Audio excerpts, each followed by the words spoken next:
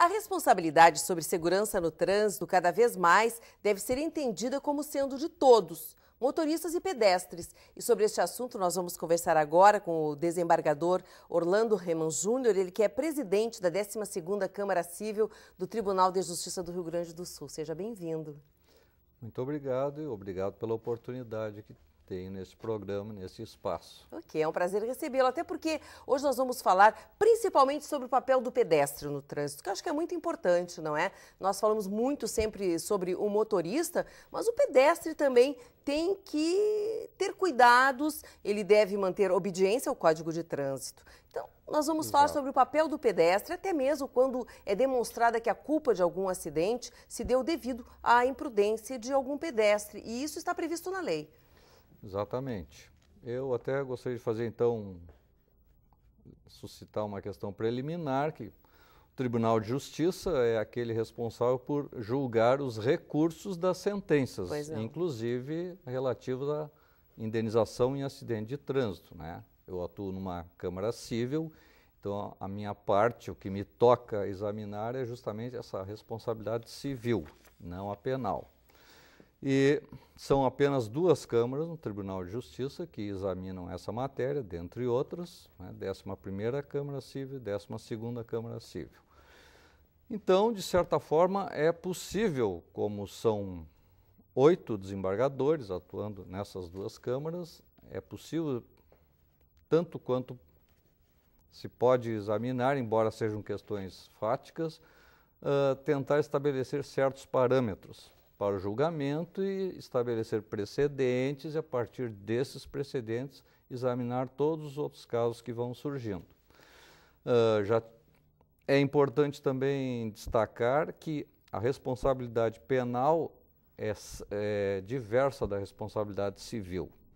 Então, o cidadão, aquele que eventualmente venha a ser atropelado, ou algum familiar que tenha alguém que tenha uma perda em virtude de acidente de trânsito, deve estar ciente de que o motorista, eventualmente responsável, ele pode responder a um processo crime, vir a ser condenado, mas isso não imporá automaticamente uma indenização à família que perdeu seu ente querido, seu familiar, ou à vítima que sofreu lesão, ficou incapacitada para o trabalho. Esse prejudicado, ele sempre deverá buscar, então, ingressar com uma ação de responsabilidade civil, né, contra aquele eventual causador do acidente. Então, mesmo que aquele motorista venha a ser condenado, isso não isentará o prejudicado de ingressar com a ação civil. Por outro lado, se o motorista vier a ser condenado, vier a ser absolvido no processo penal, isso também não impede que ele venha a ser demandado na esfera civil, e pode até, mesmo assim, ser responsabilizado, né, a pagar uma indenização. Perfeito. São esferas diversas. Né? E ficou muito bem esclarecido. Sim. Também o que eu gostaria de salientar, aproveitando essa oportunidade, é que até tive a oportunidade de verificar esses dias que o aumento da frota de veículos no Brasil tem sido na média de 3 milhões de veículos ao ano. Nossa. Não é? Por outro lado ainda, Porto Alegre, já havia lido também a respeito, em época passada, tem um número maior de veículos do que de habitantes. Não é? Eram 2 milhões e tantos de veículos que circulam pela cidade, não é? Superior ao número de habitantes. Por isso então que nós deve temos haver esses engarrafamentos diários, principalmente aqui na capital, tem horários de pico que realmente o trânsito está insuportável. Né? Para pedestres, para motoristas, para todos que necessitam trafegar pelas ruas da cidade. Eventualmente nos assustamos com aquelas reportagens que mostram São Paulo, indivíduos se deslocando para o trabalho, mais de 1 hora, 2 horas, e já estamos quase chegando perto aqui, até né, porque conforme não há horário. obras suficientes e que estejam indo ao encontro dessa nova realidade. Não tem como a cidade crescer e não se percebe obras exitosas nesse sentido. Exato, Porto Alegre tem ainda uma estrutura assim de uma cidade menor. Iniciou como uma vila, não tem projetos de avenidas mais largas e tal. Agora, desembargador, esse aumento do número da frota faz com que também o número de acidentes, eles venham a crescer. Exatamente, quer dizer, não é um horizonte muito promissor, não é? O que temos. Então, é importante que motoristas e pedestres se respeitem mutuamente, não é? Isso é muito importante. O que se verifica nesses processos de indenização? Geralmente são envolvidos motoristas mais jovens, né? Então... São os maiores infratores, menor idade? São os que eventualmente estão envolvidos nesses acidentes, não é? A Hoje em dia também, imprudência, porque às vezes se tem aquela falsa noção de que, bom, eu estou com um veículo, eu tenho mais força, eu vou impor a minha vontade, eu tenho poder, não é? Ou então, eu estou... Na preferencial, os que vierem pelas vias secundárias é que vão ter que se cuidar, porque eu é que vou ter a preferência absoluta de passagem. Quer dizer, não se pratica a chamada direção defensiva, que é tão importante, inclusive há cursos muito interessantes nesse sentido. Exatamente. São cursos, mas eu acho que ainda são pouco divulgados. E isso nós só vamos aprendendo com a idade e com a experiência ao dirigir, não é? Nós temos que prever todas as situações. Sem dúvida. Não é? Eu não sei se é porque eu já examino esses casos há vários anos, não é? Atuo nessa Câmara quase há mais de 12 anos, não é? Então, eu dirijo sempre tentando prever alguma situação que possa acontecer, a partir de casos que tivemos oportunidade de examinar. Agora, o senhor falou, no caso do motorista mais jovem, do sexo feminino ou masculino? Mais masculino. Masculino. Mesmo. As mulheres continuam sendo mais cuidadosas. As mulheres, sim, às vezes é por absoluta desatenção. Os motoristas, os homens, é mais por imprudência. Excesso de velocidade também colabora bastante. Agora, no caso desse pedestre, que nós até começamos o nosso assunto hoje, no caso do pedestre, que também não se comporta no trânsito, que atravessa fora da faixa de segurança, ou que não entende muitas vezes que aonde há uma sinaleira e uma faixa de segurança, o sinal há de ser respeitado. Exatamente. Deve prevalecer é o semáforo. É o semáforo. Não é? Só impera a preferência da faixa de segurança onde não houver semáforo, sinaleira, não é? Perfeito. Nesse aspecto, sim. Nessa circunstância, então, o pedestre tem a preferência absoluta. Mas, mesmo assim, é importante que o pedestre consulte o trânsito antes de atravessar, não é? Também que não tenha aquela mentalidade, bom, aqui tem uma faixa de segurança, agora eu vou atravessar a Avenida Farrapos, de olhos fechados sobre a faixa. Até porque, não é, desembargador, muitas vezes se tem a intenção de parar quando se vê um pedestre na faixa, mas vem algum carro tão próximo ao nosso, que se pararmos, ele vai bater e nós vamos por cima da pessoa que está atravessando a faixa de segurança. Então, isso o pedestre também tem que ter, que muitas vezes os pedestres eles não têm experiência de motorista. Né? Há um desconhecimento, então, um pouco da realidade do o motorista tem que ter também tentar ter o enfoque do pedestre e o pedestre, tanto quanto possível, ter o enfoque do motorista. Não é? Justamente, apesar de eventualmente o pedestre colocar o pé na faixa de segurança, ele tem que verificar se o movimento, o fluxo não está tão grande que não vai ser possível aqueles primeiros veículos pararem. E no caso desse pedestre, não é? Ele ter ocasionado esse acidente de trânsito, o que prevê a lei nesses casos? Depende então da situação. Se o pedestre, vamos dizer, ele acabou sendo atropelado, fraturou pernas, não é? Vamos dizer assim, ele ingressa com a ação contra o motorista que teria causado essas lesões, não é? Nós vamos examinar a questão concreta.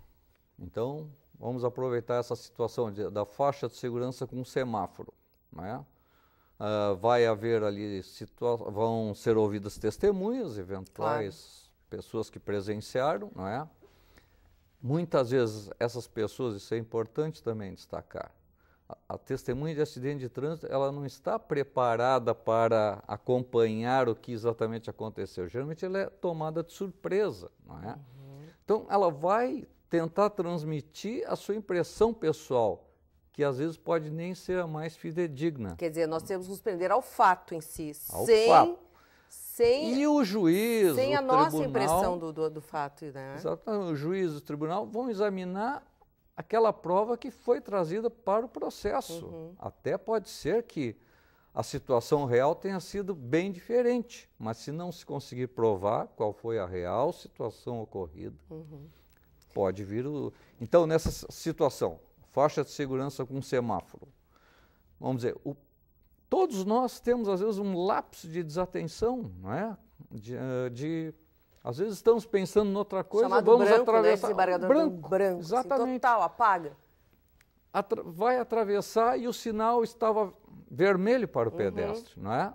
Ele foi atropelado e ele vai depois até testemunhar, vai informar, não, eu tinha convicção de que o sinal estava verde para mim, mas virão testemunhas que demonstrarão, não, ele colocou o pé na rua, não é? Outras pessoas até, isso é muito comum, outras pessoas viram que não era possível atravessar, aguardar o seu momento junto à calçada, ainda chamaram aquele cidadão e ele foi. E neste caso, este pedestre que foi imprudente, neste caso, o motorista envolvido no acidente, ele pode ser isentado do dever de uma indenização? Vai ser isentado. Se provada que foi responsabilidade exclusiva da vítima, o motorista vai ser isentado, porque nenhum motorista, tanto no civil, na esfera civil, quanto criminal. Nenhum motorista vai ser responsabilizado se não provada a sua culpa.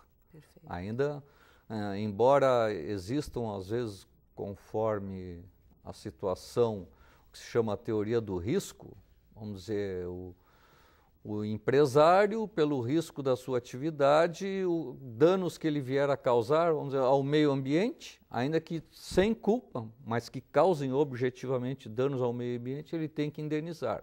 É a teoria do risco, não é?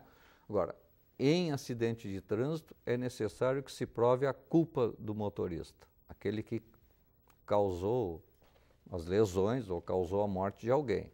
Ele não provada a sua culpa, ele vai ser isentado. Perfeito. Ou, por outro lado, se provada a culpa exclusiva da vítima, ou ainda, se demonstrada culpa recíproca, tanto do motorista quanto do pedestre. O pedestre atravessou num momento inoportuno, mas, por outro lado, o motorista também vinha numa velocidade superior à permitida para o local. Então, os dois contribuíram para esse resultado. Há uma divisão de culpa nesse caso. Divisão de culpa. E vai se examinar conforme a situação concreta. Agora, os agentes de trânsito que nós encontramos pelas ruas da cidade, que estão muitas vezes multando e muito preocupados com os motoristas, e eles têm razão, não é, de estarem preocupados com os motoristas, locais que estacionam, excesso de velocidade e algumas infrações, eles não poderiam também dar algum tipo de orientação para os pedestres próximo a essas sinaleiras, orientações, porque parece que ainda há um certo desconhecimento por parte do pedestre, não é só a imprudência. Não, exatamente. Eu acho que seria interessante que se fizessem campanhas assim, não é? Chamadas curtas que fossem, isso incumbiria, né, ao governo estadual, municipal, não é? Essas chamadas assim que salientassem certos aspectos e chamassem a responsabilidade tanto os motoristas quanto aos pedestres. Um bom exemplo são as escolas infantis, né, que já desde cedo estão com noções de trânsito para as crianças e é um bom começo, né, desembargador? Exatamente, eu até vejo que às vezes a Brigada Militar vai às escolas, ensina, né, regras de trânsito. Estavam na Expo Inter também fazendo um ótimo trabalho. Pois é, isso é muito importante mesmo, né? É uma campanha preventiva. Olha, sua visita aqui é muito bem-vinda e vamos então dividir as responsabilidades, cada um fazer a sua parte para que o nosso trânsito fique mais humanizado, mais civilizado, é isso que todos nós desejamos. Tá certo, muito obrigado pela oportunidade. Apareça mais vezes, que o assunto realmente é muito importante. Muito obrigada, desembargador. Obrigado. Nós agradecemos a presença do desembargador Orlando Renan Júnior aqui no programa Justiça Gaúcha de hoje, que vai ficando por aqui. E sempre convidamos você a mandar uma mensagem para a nossa produção. Anote o nosso e-mail, é imprensa@tj.rs.gov.br. Obrigada pela sua atenção e até o nosso próximo programa.